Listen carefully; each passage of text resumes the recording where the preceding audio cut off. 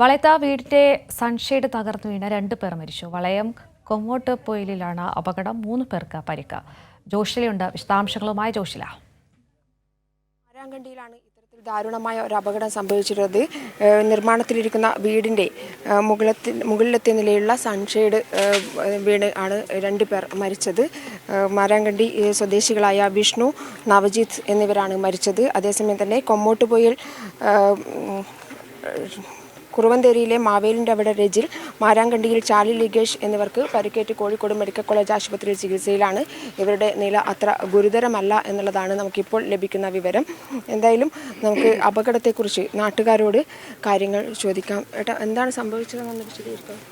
രാവിലെ ഞാൻ വീട്ടിൽ നിന്ന് ഒച്ച കേട്ട് ഇവിടെ വന്ന് നോക്കി. ഇവിടെ വന്ന് നോക്കുമ്പോൾ വാർപ്പിൻ്റെ അടിയിൽ വിഷ്ണു വാർപ്പിൻ്റെ അടിയിലാണുള്ളത്.